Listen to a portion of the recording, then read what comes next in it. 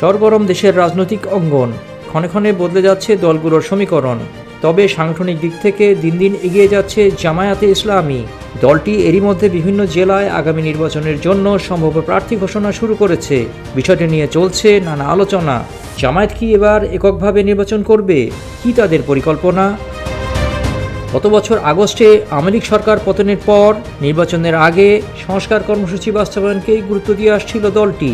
এমনকি এ নিয়ে তাদের একসময়ের মিত্র বিএনপির সঙ্গেও দূরত্ব তৈরি হয়েছে। জামায়াতের সেক্রেটারি জেনারেল মিয়া গোলাম পরোয়ার বলেছেন, দলীয় প্রস্তুতির অংশ হিসাবে তাদের দল যোগ্য প্রার্থী বের করতে একটি বাছাই প্রক্রিয়ার মধ্যে রয়েছে।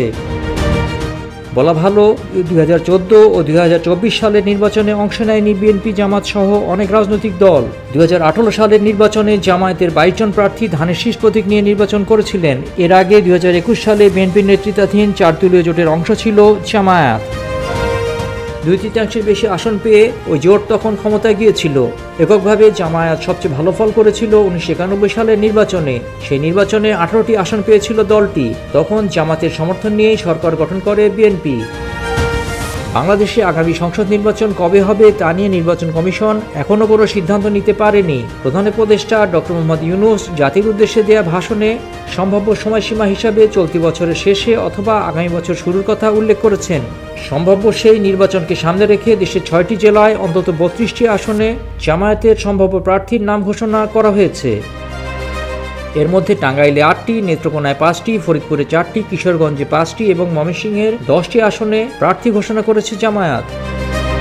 শুধু জেলায় জেলায় সম্ভাব্য প্রার্থীর নাম ঘোষণাই করছে না দলটি, বরং ইসলাম ভিত্তিক ধর্মীয় রাজনৈতিক দলগুলোকে একটি নির্বাচনী মঞ্চে আনার জন্যও কাজ করে যাচ্ছে জামায়াত। একসময়ের জোটসঙ্গী বিএনপির সঙ্গে নির্বাচন সহ বিভিন্ন ইস্যুতে মতবিরোধের প্রেক্ষাপটে জামায়াত এই ধরনের একটি চেষ্টা চালিয়ে যাচ্ছে। অগাস্টের পট পরিবর্তনের পর থেকেই তাদের এই ধরনের তৎপরতা দেখা যাচ্ছে। জানা গেছে, প্রার্থী ঘোষণার মাধ্যমে জামায়াত জনগণের কাছে যাওয়ার একটি বার্তা দিয়েছে। চূড়ান্তভাবে কারা প্রার্থী হবেন সেটি সময় এলে কেন্দ্রীয়ভাবে ঘোষণা করবে দলটি। তবে শেষ পর্যন্ত কারা প্রার্থী হবেন তা আসলে নির্ভর করবে তখনকার রাজনৈতিক পরিস্থিতির উপর। এদিকে জামায়াতের জেলা পর্যায়ের কয়েকজন নেতার সঙ্গে কথা বলে ধারণা পাওয়া গেছে, প্রার্থী ঘোষণার মূল লক্ষ্য হল নির্বাচনী এলাকায় দলের অবস্থান সুসংহত করা।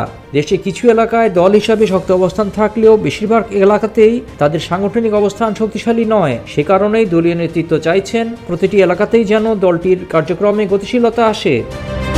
অন্যদিকে প্রতিপক্ষ বিএনপি সারা দেশে নির্বাচনী এলাকাতেই রয়েছে ভালো অবস্থান। বিশেষ করে রাজনীতির মাঠে আওয়ামী লীগের অনুপস্থিতির সুযোগে বিএনপি এই মুহূর্তে দেশের প্রধান রাজনৈতিক দল। এসব বিষয় বিবেচনা নিয়ে জামায়াত নেতৃত্ব মনে করছে নির্বাচনকে সামনে রেখে প্রতিটি জায়গাতেই দলের অবস্থান তৈরি করা সহজ হবে। বিপ্লব রহমান, খবর সংযোগ।